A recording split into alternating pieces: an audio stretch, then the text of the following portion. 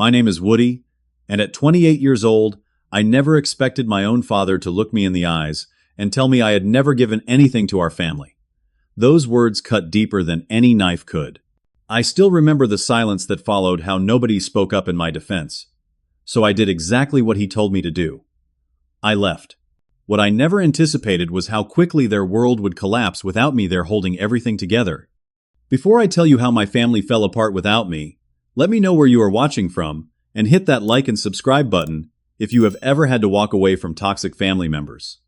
Growing up in a middle-class suburban neighborhood in Bloomfield Hills, Michigan, shaped much of my early life. Our house was not the biggest on the block, but it was comfortable with its 4 bedrooms and spacious backyard where neighborhood kids would gather to play basketball on weekends. My father, Gerald, always insisted on maintaining perfect appearances. The lawn was always freshly cut, the hedges perfectly trimmed, and our family photos displayed a harmony that existed only for the camera. From an early age, I understood the unspoken hierarchy in our household. My father, Gerald, stood at the top, a self-made business owner who ran a moderately successful construction supply company. He had built it from nothing, after dropping out of community college, a fact he was simultaneously proud of and insecure about. He compensated for his lack of formal education by becoming an expert on everything, at least in his own mind. Questioning his authority or expertise on any subject was the quickest way to trigger his temper. My mother, Diane, existed in his shadow. Once an aspiring interior designer, she abandoned her career ambitions when she married my father. She managed the household with quiet efficiency, but had long ago surrendered any real decision-making power. When family disagreements arose, she would attempt to mediate but inevitably sided with my father. Her standard phrase, "Your father knows best," became a recurring soundtrack of my childhood. My brother Thomas was 2 years older than me and embodied everything my father valued. Athletic, practical, and business-minded, he followed my father into the family business right after high school rather than pursuing college. This decision cemented his position as the golden child. Every family gathering included some variation of, "Why cannot you be more like your brother?" directed at me. My younger sister Amanda, 4 years my junior, was the baby of the family. Smart and ambitious, she was pursuing a business degree at the University of Michigan. Unlike Thomas, she was encouraged to get an education, though my father made it clear this was so she could marry well and help her husband with the books if needed. Then there was me, the middle child, who never quite fit the family mold. While Thomas excelled in sports and business metrics, I gravitated toward art, literature, and music. I spent hours sketching in my room or writing stories that my father dismissed as useless daydreaming. When I expressed interest in studying graphic design in college, my father scoffed and called it a hobby, not a real career. "Artists starve, businessmen eat" was his favorite saying whenever I brought up my interests. Despite his disapproval, I worked part-time jobs throughout high school to save enough for community college classes in design. I eventually pieced together enough credits for a degree in graphic design and digital marketing, working full-time throughout my education. My father never acknowledged this achievement, dismissing it as finally finishing what should have taken half the time. What my family never seemed to notice was how much I quietly contributed to keeping our household functioning. When the dishwasher broke, I was the one who watched tutorial videos and fixed it to save repair costs. When the family computer crashed, I restored it. When the roof leaked during a particularly harsh winter storm, I climbed up with supplies purchased from my own savings and patched it until professional repairs could be scheduled. These contributions extended beyond practical fixes. When Thomas needed help with the digital marketing for my father's business, I was the one who stayed up late, designing the website and managing social media accounts, always without credit. When my mother needed someone to listen to her frustrations, I was her emotional support. When Amanda struggled with school projects, I was her tutor and editor. The most significant contribution came 3 years ago when my father's business hit a rough patch during an economic downturn. Bills piled up, and Amanda's college fund was at risk. Without telling anyone, I took on freelance design projects, working nights and weekends, funneling the money directly into Amanda's tuition payments. My father believed he had managed to keep the payments going through clever budgeting. In reality, it was my additional $12,000 that kept Amanda in school that year. The pattern was always the same. My contributions remained invisible, while any perceived shortcomings were highlighted and criticized. When I landed a decent position at a marketing firm downtown, my father dismissed it as playing with computers all day. When I moved into my own apartment, he called it wasting money on rent instead of helping the family business. My resentment grew over the years, but so did my resignation to this dynamic. Family loyalty ran deep, and despite everything, I continued showing up for Sunday. Dinners continued fixing what needed fixing, continued being the silent support beam that no one acknowledged, but everyone leaned on. That resignation was about to be tested in ways I never imagined. Looking back, I can see how years of accumulated tension were building toward a breaking point. I just never expected it would come on an otherwise ordinary Sunday evening, or that it would change everything I thought I knew about my family and myself. The monthly family dinner at my parents' house started like any other. It was a tradition my father insisted upon, his way of maintaining the illusion of a tight-knit family unit. I arrived exactly on time, knowing that being even 5 minutes late would trigger a lecture about responsibility and respect. The familiar scent of my mother's pot roast filled the house, a recipe unchanged for 20 years. Thomas had arrived early as usual and was already seated at my father's right hand at the dining table, animatedly discussing business prospects. My sister Amanda sat quietly texting under the table, a small act of rebellion that my father pretended not to notice because she maintained perfect grades. My mother bustled between the kitchen and dining room, putting final touches on the meal that would receive minimal appreciation. "Woody, you are just in time," my mother said, with a tight smile that did not quite reach her eyes. I recognized the expression. It meant tension was already brewing before I arrived. Dinner began with my father's customary news roundup, where each family member was expected to share updates about their lives, which he would then analyze and critique. Thomas went first, as was the unspoken rule. "I closed the Miller account this week," Thomas announced proudly. "Biggest supply contract we have had in 3 years. Should bring in steady revenue for at least the next 18 months. My father's face lit up with pride. He clapped Thomas on the shoulder with enough force to make the silverware rattle. "That is my boy, always thinking big. This is what dedication to the family business looks like." The implied comparison hung in the air as all eyes briefly flickered toward me before looking away. "I have news about my program," Amanda offered next. "My business ethics professor selected my paper for publication in the undergraduate journal." "That is wonderful, sweetheart," my mother said. My father nodded approvingly. "Good. That kind of recognition looks excellent on graduate school applications. You need every advantage in this competitive market." Then it was my turn. I had actually been looking forward to sharing some positive news for once. I had recently landed a significant commission designing marketing materials for a rising tech company, a project that would not only pay well but could lead to more high-profile work. I signed a new client this week. I began trying to match the confident tone Thomas had used. A tech startup that just secured major funding. They want a complete rebranding package, and the budget is substantial. If it goes well, they have connections to other companies in the industry. I waited for some acknowledgement, even the mild approval Amanda had received. Instead, my father took a long drink of water and asked Thomas about the specifics of his new contract. The conversation moved on as if I had not spoken at all. The familiar sting of being ignored washed over me. But this time, something felt different. Maybe it was the accumulation of years of similar moments, or maybe it was the contrast between my actual professional success and my family's perception of me. Whatever the reason, I did not let it go as I usually would. "Did you hear what I said?" I interrupted, as Thomas was detailing profit margins. "This is a big opportunity for me." My father looked annoyed at the interruption. "I heard you. You got another little design job. Good for you." "It is not just another job," I insisted. "This client has venture capital backing and connections throughout the industry. It could double my income this year." Thomas snorted. "Double of not much is still not much. In the real business world, we talk about contracts in the hundreds of thousands, not your little 5-figure projects." "Thomas," my mother said, softly sensing the rising tension, "your brother's work is different from ours." "Yes, it certainly is," my father agreed, but not in the supportive way my mother had intended. "One builds something tangible, something with legacy.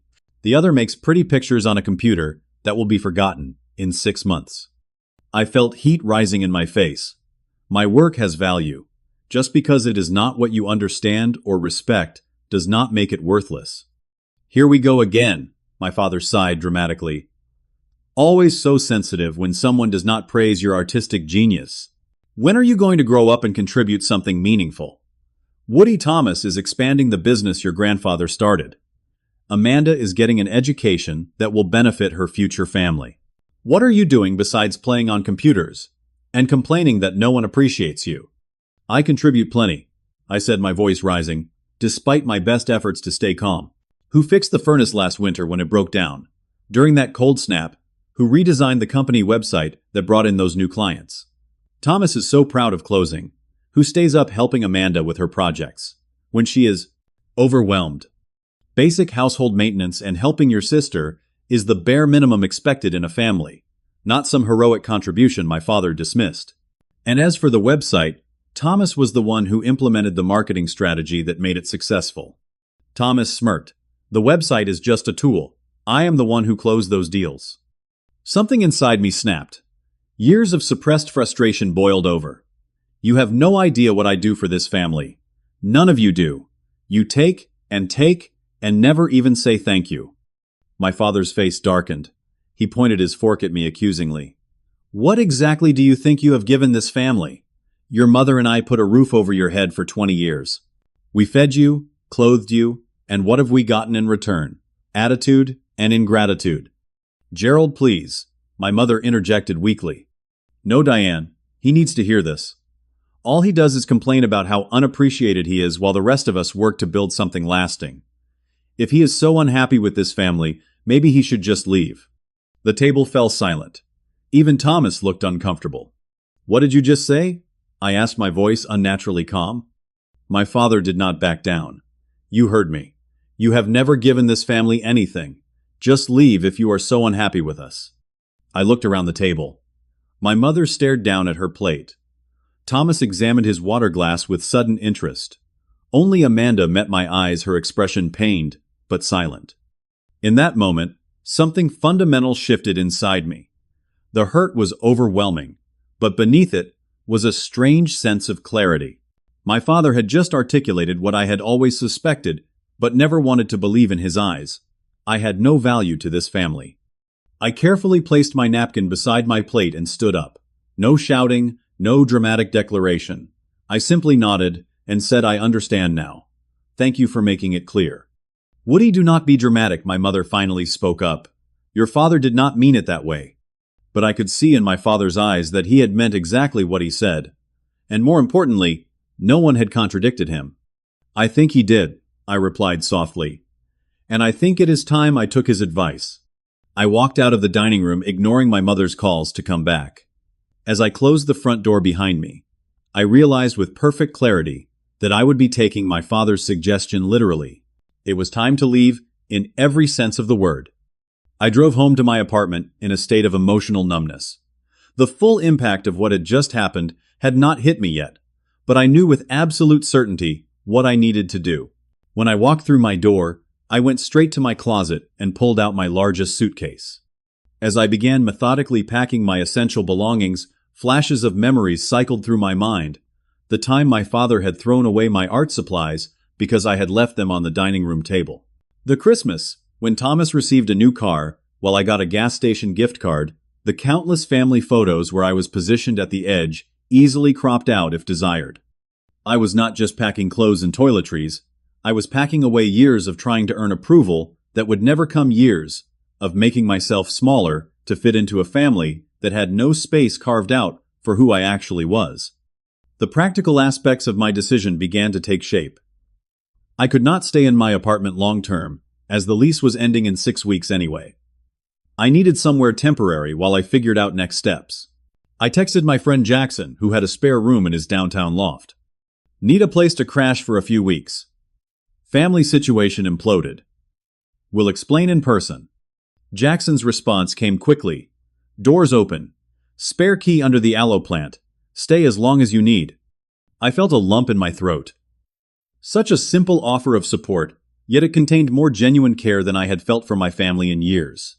Next, I sent a brief text to Amanda. She deserved some explanation, being the only one who had shown me even a hint of understanding. Taking Dad's advice and leaving. Not just dinner, but stepping back from the family entirely. This isn't a dramatic exit or a ploy for attention. It's a recognition of reality. I love you, and I'm here for you individually, if you need me. But I can't be the family punching bag anymore. I turned my phone to silent after that, knowing the notifications would start pouring in once the family realized I was serious. That night I slept on Jackson's couch, emotionally exhausted but strangely unburdened. The next morning I woke to 3 missed calls from my mother, 1 from Amanda, and none from my father or Thomas. There was a single text from my mother. "Your father was upset. You know how he gets. Please call me." Her message confirmed what I already knew. There would be no acknowledgement of the harm done, no real apology. Just the expectation that I would absorb the blow and return to my assigned role. Instead of responding, I spent the day methodically separating my life from my family's barks. I removed myself from the family cell phone plan and set up my own. I closed joint bank accounts and opened new ones at a different bank. I logged into the family's shared streaming accounts and signed out. I went through automatic payments and canceled those supporting family expenses, including the hidden payments to Amanda's tuition account. Each severed connection felt like removing a weight I had not realized I was carrying. By the end of the day, I had one crucial task left. I searched online for therapists specializing in family trauma and booked an appointment for later that week. The first few days passed in relative quiet. My mother called daily, leaving increasingly worried messages. Amanda texted periodically, her messages shifting from confusion to concern. By the end of the first week, even Thomas had sent a terse message, "Mom's upset. Just call her." Still nothing from my father. I responded only to Amanda, keeping my messages brief but kind. To the others, I maintained silence. Each time my finger hovered over the call button, I reminded myself of the silence around the dinner table when my father had told me I had contributed nothing to the family. No one had defended me then. The memory strengthened my resolve. My first therapy session was revelatory. Dr. Winters, a calm woman with perceptive eyes, listened as I recounted my family history and the final breaking point. "What you're describing sounds like a classic scapegoat dynamic," she explained.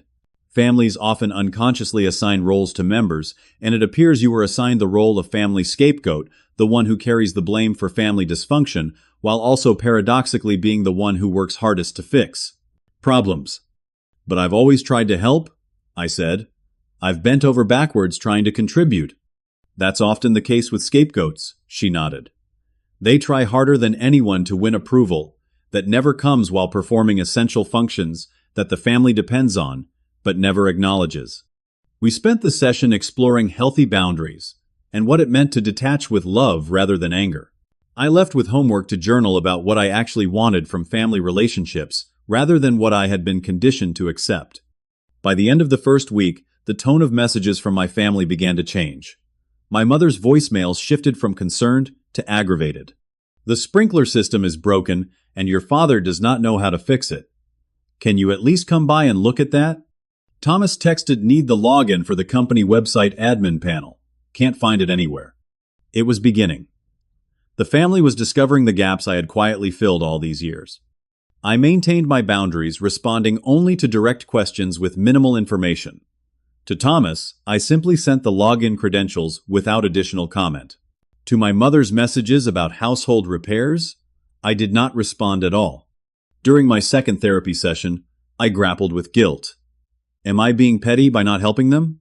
Dr. Winters leaned forward. "Woody, setting boundaries isn't petty. It's necessary for your well-being. You're not refusing to help to punish them. You're stepping back to heal yourself." "But what if they really need me?" "Then they'll have to find other solutions, just like you've had to do, when you needed support that wasn't available from them. This isn't about revenge. It's about breaking unhealthy patterns." By the end of the second week, I had settled into a routine at Jackson's place. I was focusing on my work, delivering early drafts to my new client that were received with enthusiasm. I was sleeping better, exercising regularly, and reconnecting with friends I had neglected while catering to my family's needs. I also noticed something surprising. Without the constant drain of family obligations and emotional labor, my creativity was flourishing. My design work had taken on a new depth and confidence that my clients were noticing and appreciating. As the third week began, the messages from my family took on a more desperate tone. Something was clearly unraveling in my absence, and despite my resolution to maintain boundaries, I could not help but wonder exactly what was happening in the house I had left behind. Exactly 2 weeks after I walked out of my parents' house, my phone rang at 11:30 at night. It was Amanda. Unlike the other family calls I had been ignoring, I answered this one. Woody. Her voice sounded strained, almost panicked. I know you do not want to talk to any of us right now, but something weird is happening with my tuition payment. The university says it has not been received, and they are threatening to drop me from classes next week. I sighed, knowing this moment would come eventually. Amanda, I have been making those payments for the past year and a half. There was a long silence on the other end. What no dad takes care of my tuition. He always has. Not since his business had that downturn last year, I explained gently. He was going to pull you out of school because he could not afford it anymore. I started taking on extra freelance projects and putting the money directly into your tuition account. He does not know. I never told anyone. Another silence longer this time. That is not possible. Dad would have told me if there were financial problems. Would he? You know how important appearances are to him? Look, you can check the payment history. The last 6 payments came from my account, not his. I heard typing in the background then, a sharp intake of breath. Oh my God, Woody. These payments, that is over $20,000. How did you afford this? I worked a lot of nights and weekends, I said simply. It was important to me that you finish your degree. But why would you not tell me? Because you did not need that burden. And honestly, Dad would have seen it as a challenge to his authority, his role as provider. I heard a muffled sob. I had no idea. None of us did. That is kind of the point, Amanda. There is a lot I did that none of you knew about or acknowledged. She was quiet for a moment. What do I do about tuition now? I will transfer enough to cover this semester, I said. But after that, you should talk to the financial aid office about options. I cannot keep carrying this indefinitely, especially now that I am fully on my own. Thank you, she whispered. And Woody, I am so sorry about what happened at dinner. I should have said something. It was the first genuine apology I had received from any family member, and it caught me off guard. Thanks for saying that. It means a lot. After we hung up, I made the tuition transfer as promised. Despite my boundaries, I was not going to punish Amanda for my father's behavior. But I knew this was just the beginning of the family's awakening. The next day, my mother called again. This time, her voice held a note of genuine panic. Woody, the furnace is making that terrible noise again, and the house is freezing. Your father called the heating company, but they cannot come until next week because of the cold snap. Everyone is booked. Do you think you could just come look at it? For my sake. I closed my eyes, feeling the familiar pull of responsibility. Mom, I cannot do that. Dad made it clear, I am not welcome, that I have never contributed anything to the family. He did not mean it that way. She insisted, falling back on her lifelong habit of making excuses for him. How exactly did he mean it then? She had no answer for that. After a pause, she tried another approach. Well, can you at least tell me what you did to fix it last time? I will try to talk your father through it. YouTube has plenty of tutorials, I replied. That is how I learned to do it. Another call came 3 days later, this time from Thomas.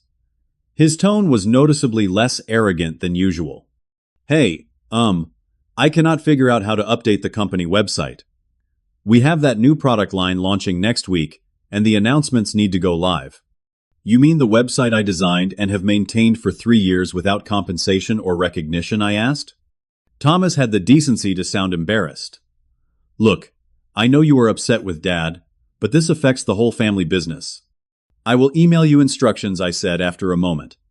But going forward, you should hire someone. I am sure there is room in the budget for a professional now that you are not paying me nothing to do it.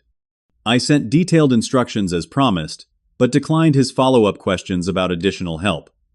Setting boundaries was still new and uncomfortable for me, but each time I held firm, I felt a small surge of self-respect. Through Amanda, who had begun calling me regularly, I learned more about the chaos unfolding at home. My father had attempted to fix the furnace himself and ended up making it worse, requiring an emergency weekend repair that cost triple the normal rate. The company website launch had been delayed because Thomas could not implement the changes correctly. Bills were piling up because my mother could not access certain accounts I had been managing. They had this emergency family meeting last night, Amanda told me during one call. Dad was trying to figure out where all these mystery payments had been coming from. Turns out you were handling a bunch of automatic payments they did not even know existed. Like what I asked, genuinely curious about what they had discovered.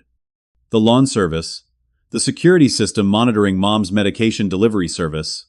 Dad kept saying he thought those were all on some kind of promotional free period. He had no idea you had been paying for them. I shook my head, amazed at my father's capacity for self-deception. And what does he say about all this? Amanda hesitated. He is struggling to make sense of it. At first he was angry, like you were deliberately hiding things from him. But I think reality is starting to sink in. Mom is definitely realizing how much you did. She keeps finding things around the house that need attention, things you apparently took care of without anyone noticing. Mixed emotions washed over me hearing this. Part of me felt vindicated that they were finally seeing my contributions. Another part felt sad that it took my complete absence for them to notice, and a small wounded part of me took satisfaction in their struggles, immediately followed by guilt for feeling that way. I discussed these conflicted feelings in therapy. It is natural to feel some satisfaction when people who have hurt you finally face consequences. Dr. Winters assured me. The important thing is that you are not actively trying to punish them. You are simply no longer compensating for their shortcomings. But should I be helping more? Especially my mom and Amanda. That depends on whether you can do so without falling back into old patterns. Can you offer limited help with clear boundaries? Or will any involvement pull you back into the role of family rescuer? It was a question I was still wrestling with when my phone rang 3.5 weeks after I had left. The name on the screen made my heart skip Dad. It was the first contact he had attempted since I walked out. I let it go to voicemail, then listened with growing disbelief. Woody, this has gone on long enough. Whatever point you are trying to make, you have made it. The family needs you to step up and handle your responsibilities. Call me back immediately. No apology, no acknowledgement, just demands wrapped in the assumption of my compliance. For the first time since that fateful dinner, I felt anger replace hurt. The message crystallized everything wrong with our relationship. I did not call him back. Instead, I focused on moving forward with my own life. I found a new apartment, signed a lease, and began the process of furnishing a space that was entirely my own, designed around my needs and preferences rather than anyone else's expectations. As the 1-month mark of my departure approached, I wondered if my father would ever truly understand what he had lost, or if he was capable of seeing me as anything other than a resource to be utilized and controlled. Exactly 1 month after I left my family, Amanda showed up at my new apartment unannounced. Jackson had helped me move in the previous weekend, and I was still surrounded by half-unpacked boxes. I had given Amanda my new address, but had not expected her to appear on my doorstep looking like she had not slept in days. "Can I come in?" she asked, her voice small and tired. I stepped aside, gesturing her into my new space. "Are you okay? You look exhausted." She sank onto my couch, running a hand through her disheveled hair. "Everything is falling apart, Woody. I did not realize how bad it was until this week." I brought her a glass of water and sat across from her. "Tell me what is going on." The story she unfolded over the next hour painted a picture of a family system in complete disarray. The household infrastructure I had quietly maintained was crumbling without my intervention. The furnace was working again, but making ominous noises. A pipe under the kitchen sink had burst, causing water damage that my father had tried to fix himself rather than paying a plumber, resulting in mold growth. The yard that my father had been so proud of was overgrown because no one had realized I was the one who scheduled and paid for the lawn service. But the physical house was just the beginning. The real crisis was financial. "Dad's business is in trouble," Amanda explained. "Apparently you were doing a lot more than just maintaining the website. Thomas cannot figure out the customer relationship management system you set up, and they have lost track of several major orders. 2 big clients have already pulled their contracts. I nodded slowly. I had designed and implemented a digital tracking system for the business 2 years ago, streamlining processes that had previously been managed through my father's haphazard combination of paper records and memory. He had dismissed it as unnecessary tech complications while simultaneously relying on it completely. There is more, Amanda continued. Remember that tax issue Dad was worried about last year? The one he said got resolved somehow. Let me guess. I resolved it. She nodded. He found a letter from the IRS thanking you for your detailed documentation that cleared up the discrepancy. You saved him from an audit, possibly even penalties, and he had no idea. The revelation did not surprise me. I had spent weeks organizing my father's chaotic business records to respond to an IRS inquiry, working late into the night while everyone else slept. When the matter was resolved, I had simply filed the confirmation letter and never mentioned it, knowing my father would either dismiss my contribution or be embarrassed that I had seen the extent of his disorganization. How is Thomas handling all this? I asked. Amanda gave a bitter laugh. Not well. He is realizing there were all these background tasks happening that made him look good. The customer follow-up emails you sent in his name. The inventory tracking you maintained. The professional documents you created that made his proposals look polished. Without all that, clients are seeing the reality. And Mom? She is having anxiety attacks, Amanda said quietly. She keeps saying she does not understand how everything worked before, but does not work now. Dad spends most evenings yelling about how everything is falling apart, and she takes the brunt of it. I felt a twinge of concern for my mother. Despite her enabling behavior, she had also been a victim of my father's controlling nature. And Dad. How is he handling the great family collapse? Amanda looked down at her hands. He is doing what he always does, blaming everyone but himself. First, it was you for sabotaging the family by leaving. Then it was Thomas for not stepping up enough. Then Mom for not managing the house properly. Now he is even starting to blame me for the tuition situation. I raised an eyebrow. How exactly is his failure to pay your tuition your fault? He says I should have noticed the payments were coming from a different account, and told him, as if I regularly check the source of deposits to my tuition account. She shook her head in disbelief. The truth is, he is embarrassed. He told everyone he was paying my way through college, taking all the credit when it was actually you. We sat in silence for a moment, as the full scope of the situation settled between us. Woody, Amanda finally said, her voice small. They need you to come back. Everything is falling apart without you. For a brief moment, the old pull of responsibility tugged at me. The lifetime habit of being the fixer, the one who silently held everything together, was hard to break. But then I remembered Dr. Winter's words about breaking unhealthy cycles. Amanda, I cannot go back to that, I said gently. Not without real change. But they are your family, she protested. Yes, and for years they have taken from me without giving back. They have criticized me while depending on me. They have dismissed my contributions while benefiting from them. Dad literally told me I had never given anything to the family and told me to leave. Going back now would just reinforce that I am only valuable for what I can do for them, not for who I am. Amanda's eyes filled with tears. I had no idea how much you were doing. None of us did. It is like you were this invisible support beam holding everything up, and we only noticed when the whole structure started collapsing. I reached over and squeezed her hand. That is exactly what it was like. And as painful as this is, maybe it is necessary. Maybe Dad and Thomas need to see what life is actually like without my contributions before they can value them, or value me. What about Mom and me? You are welcome in my life, Amanda. We can have our own relationship separate from the family dynamics. As for Mom, I care about her, but she has choices to make too. She has spent decades enabling Dad's behavior and dismissing my feelings to keep the peace. Amanda wiped her eyes. I feel like I am caught in the middle. You do not have to choose sides, I assured her. But I do need you to respect my boundaries. I cannot and will not go back to being the family scapegoat and secret support system.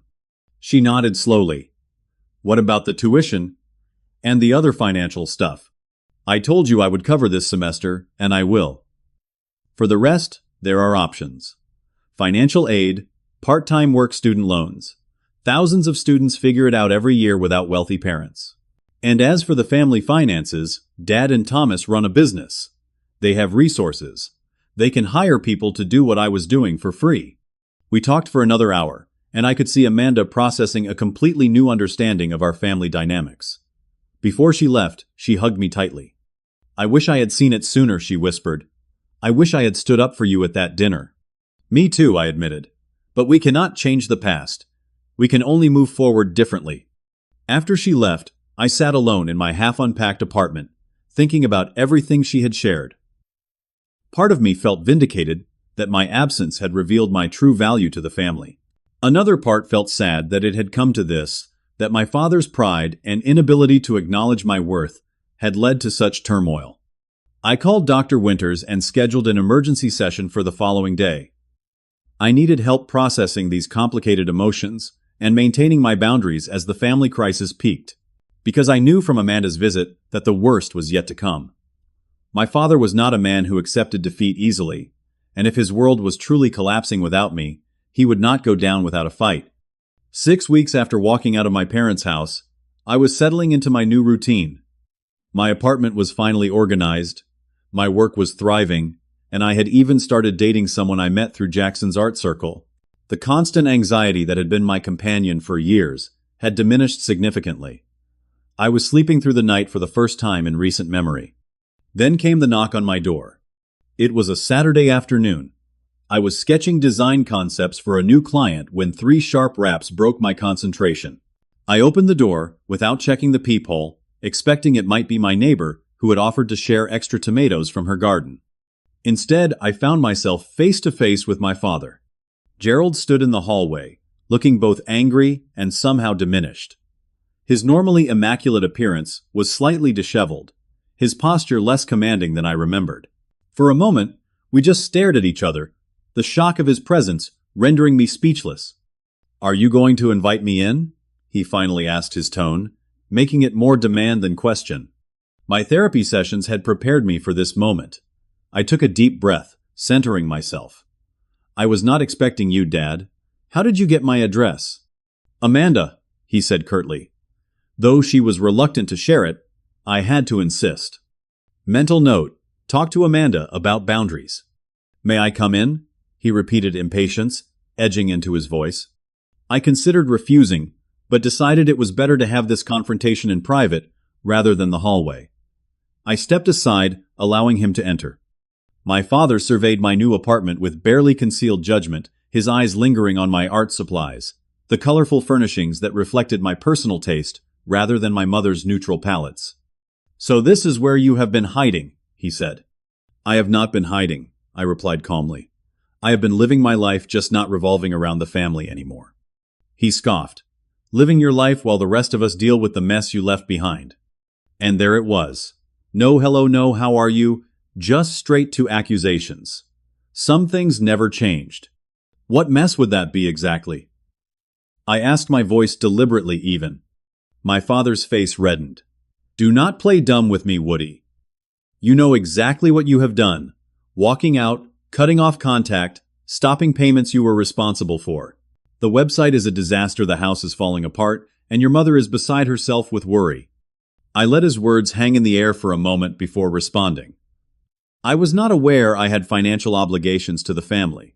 In fact, I distinctly remember being told I had never given anything to the family. "This is not the time for your sensitivity," he snapped. "Whatever I said, you know I was just frustrated. That is no reason to punish the entire family." "I am not punishing anyone," I said. "I am simply no longer volunteering my time, skills, and money to people who do not value them or me." My father paced the small living room like a caged animal. "This little tantrum has gone on long enough. It is time for you to act like an adult and take responsibility." I felt a flash of anger, but kept my composure. That is exactly what I am doing, taking responsibility for my own well-being by removing myself from a dynamic that was harmful to me. "Harmful," he sputtered. "We gave you everything." "Did you?" I asked quietly. "Or did I give without receiving much in return?" He waved dismissively. "More victimhood. Meanwhile, real problems are piling up. The business is in trouble. We have lost 3 major accounts because orders are not being processed correctly. That system you set up, no one else can figure it out. That system I set up saved the company thousands of dollars and countless hours, I pointed out. The system you dismissed as unnecessary and refused to pay me to develop or maintain. For the first time, uncertainty flickered across my father's face. I never asked you to create some complicated digital system that only you could understand. Actually, you did. You complained constantly about order tracking problems, so I built a solution. I offered to train everyone on it, but you said it was a waste of time. I documented everything in manuals that are in the office filing cabinet, but apparently no one bothered to look for them. He seemed momentarily thrown by this information, but quickly recovered. That is just one example. What about the house? Your mother cannot keep up with everything on her own. Mom managed the household for years before I was old enough to help, I said. And there is nothing stopping you or Thomas from learning basic home maintenance. YouTube has tutorials for everything. That is how I learned. My father's composure was cracking. I could see the desperation behind his anger now. Fine. What about the money Amanda tells me you have been paying her tuition secretly? Why would you do that behind my back? Because you were going to pull her out of school, I said simply. You told her you had it covered when you did not. I stepped in to keep your promise for you. I would have figured something out. He insisted, but his voice lacked conviction. Maybe, but I did not want Amanda to suffer while you figured it out. My father sank onto my couch, suddenly looking every bit his 58 years. Things are worse than you know, he admitted after a long silence. We missed the mortgage payment last month. First time in 25 years. This was new information. The situation was evidently more dire than even Amanda had realized. I am sorry to hear that, I said, genuinely concerned despite everything. Sorry enough to come back and help fix it, he asked, a hint of his old manipulative tone returning. I shook my head. That is not my responsibility, Dad. You and Thomas run the business. You made the financial decisions. You chose to present a facade of prosperity while secretly depending on my unpaid labor and financial contributions. So, you are just going to let the family business fail. Let us lose the house. Is that your revenge? It is not revenge, I said firmly. I did not create this situation. For years I have been silently propping up systems that were not working, enabling behaviors that were unsustainable, and receiving criticism rather than appreciation in return. I am not doing it anymore. My father stood abruptly, his face flushing with anger. This is the thanks I get for raising you, for putting a roof over your head, food in your mouth. That was your obligation as a parent, I replied steadily. And I have been repaying it many times over for years, though you never saw it that way. What is it you want from me, Woody? He demanded. An apology, fine. I am sorry for whatever I said that hurt your feelings. The non-apology was so predictable, it almost made me laugh. What I want cannot be given reluctantly or under duress. What I want is recognition of my worth, respect for my choices, acknowledgement of my contributions. And most of all, I want relationships based on mutual care, not just what I can provide. My father stared at me as if I were speaking a foreign language. Then his expression shifted from confusion to a strange sort of defeat. I do not know how to fix the customer management system, he said quietly. We have lost track of inventory. Deliveries are going to the wrong locations. Thomas is working 16-hour days trying to hold it together. You can hire someone, I suggested. There are plenty of consultants who specialize in business systems.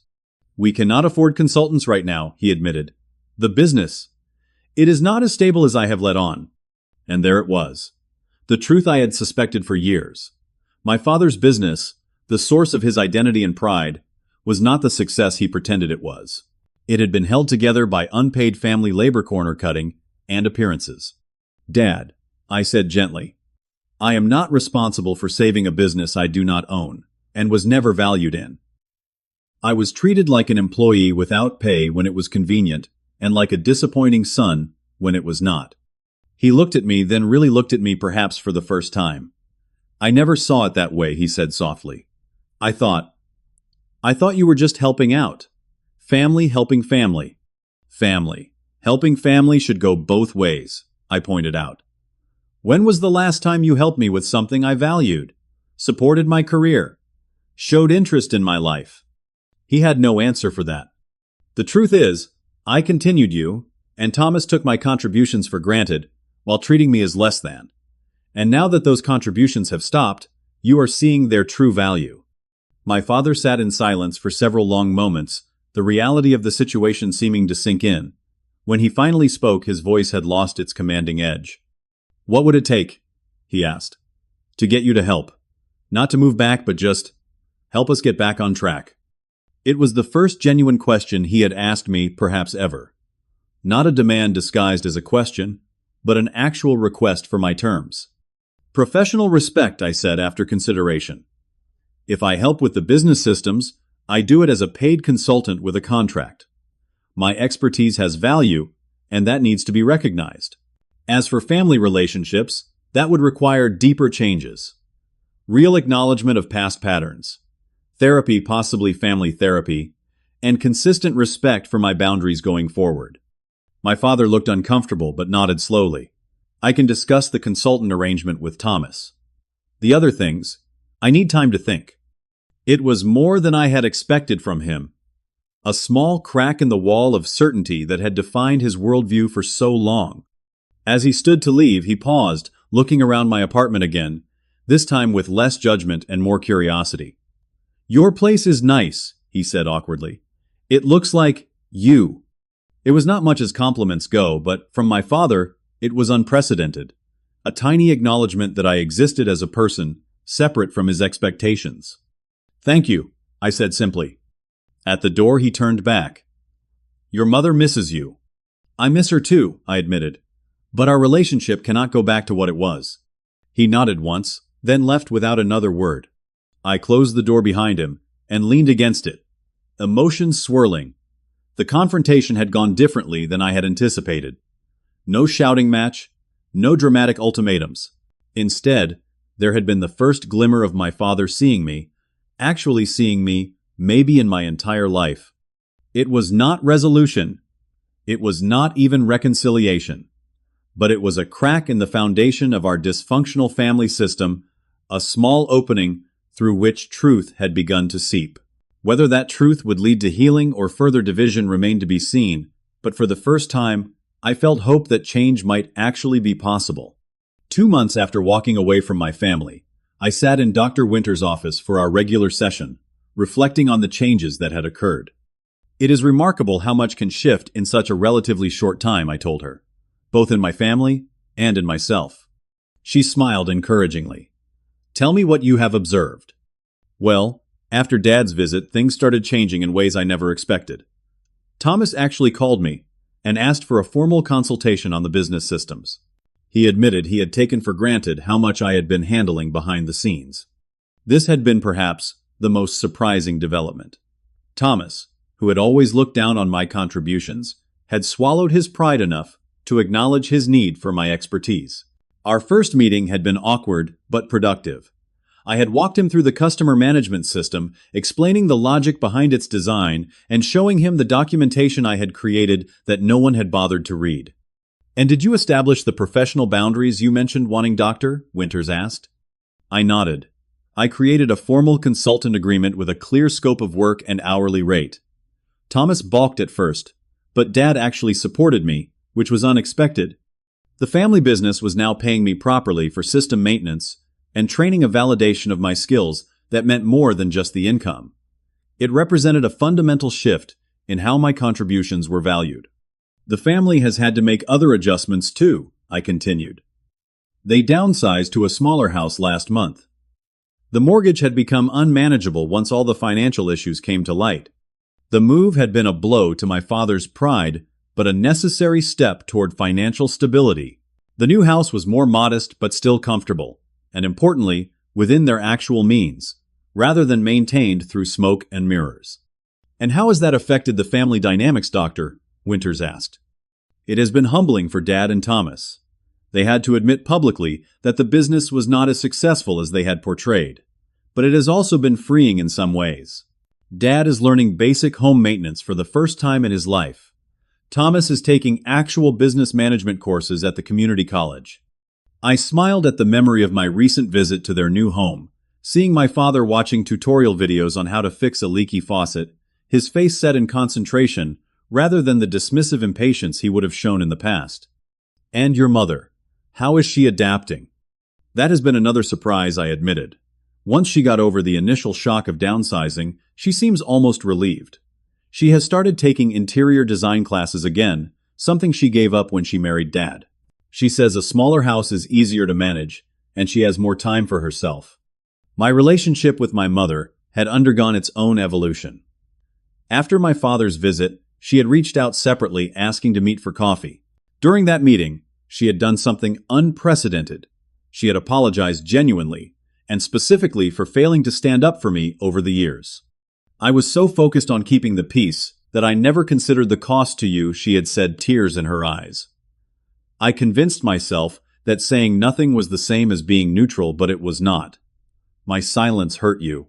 That conversation had opened the door to a new kind of relationship between us, one based on mutual respect rather than obligation. We now met weekly for lunch, carefully avoiding the old patterns of her venting about my father, while I silently absorbed her frustrations. And Amanda, Dr. Winters prompted. She is thriving, actually. She got a part-time job on campus and applied for scholarships for next year. She says she feels more independent now, that she is partially supporting herself. We have gotten closer through all this. She comes over for dinner once a week, and we talk about things we never discussed before.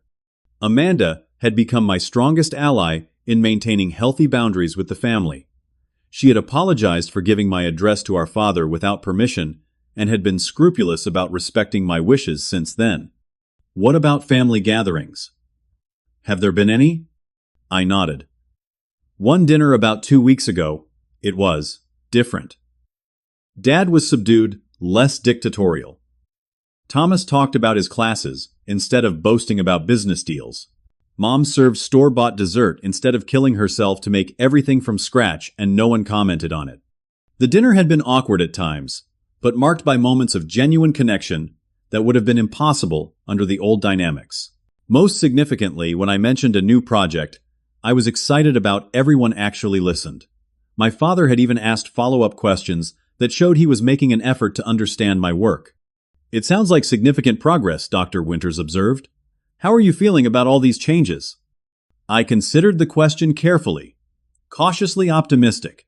There are still moments when old patterns emerge. Dad made a dismissive comment about computer jobs during dinner, but then he caught himself and actually apologized. That would have been unthinkable 2 months ago. And, internally, how are you feeling about yourself? Stronger, I said without hesitation. More certain of my worth regardless of their validation. I no longer feel responsible for holding everything together. I can care about my family without sacrificing myself for them. This was perhaps the most profound change. The constant anxiety that had been my companion for years had diminished significantly. I no longer felt the compulsive need to check on family members or fix problems before they even noticed them. I had developed what Dr. Winters called differentiation, a sense of self that remained intact regardless of family approval. My relationship with Jackson has deepened too, I added.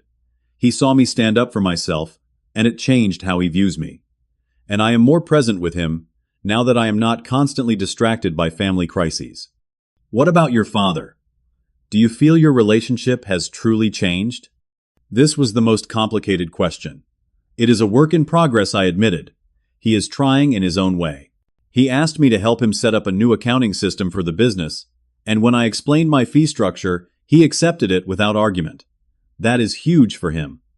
My father and I had begun having bi-weekly coffee meetings to discuss business matters, carefully avoiding personal topics that might trigger old wounds.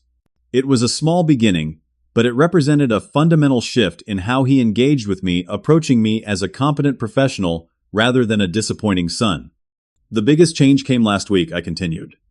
Dad called and asked if I would recommend a therapist for him. He said he has been thinking about some things and wants to understand certain patterns. He did not explicitly mention family dynamics, but it was implied. Dr. Winters raised her eyebrows, clearly surprised. That does represent significant movement on his part. I know. I am not expecting miracles, But the fact that he is even considering therapy shows he is questioning things he never questioned before. As our session wound down, Dr. Winters asked me to reflect on what I had learned through this experience. I have learned that sometimes walking away is not abandonment, but self-preservation, I said, after consideration. That boundaries are not punishments, but necessary protections. That family can be both a source of pain and healing, sometimes simultaneously. I paused, gathering my thoughts. Most importantly, I have learned that my worth is not determined by what I provide to others. That love should not be conditional on usefulness. And that sometimes the most loving thing you can do for both yourself and others is to stop enabling harmful patterns even when it causes short-term pain. As I left Dr. Winters' office that day, I felt a sense of peace I had not experienced in years. The journey had been painful, the confrontations difficult, the boundaries challenging to maintain, but the result was a new equilibrium, not just in my family, but within myself. That evening, as I worked on designs for a new client in my apartment, my phone buzzed with a text from my father. The accounting software is giving me trouble. Can I schedule a consultation next week? Your regular rates apply, of course. I smiled at the message, this small acknowledgement of my professional worth from the man who had once told me I had never given anything to the family. It was not a dramatic declaration of change, not a tearful reconciliation from a movie scene. It was something more sustainable, a quiet recognition of reality, a small step toward a more honest relationship. I texted back Tuesday, at 2 works for me. I will send you my standard contract. Setting down my phone, I returned to my design work with a sense of gratitude. The family that had once defined me through their expectations no longer held that power. I had found my own definition, my own value, my own path forward. Have you ever had to walk away from someone you love in order to save yourself? It is one of the hardest decisions we can make, but sometimes also the most necessary. Share your experiences in the comments below, and do not forget to like and subscribe if this story resonated with you. I would love to hear how you have maintained boundaries with family while still leaving room for healing and growth. Thank you for listening to my story, and remember that sometimes the most important relationship to repair is the one with yourself.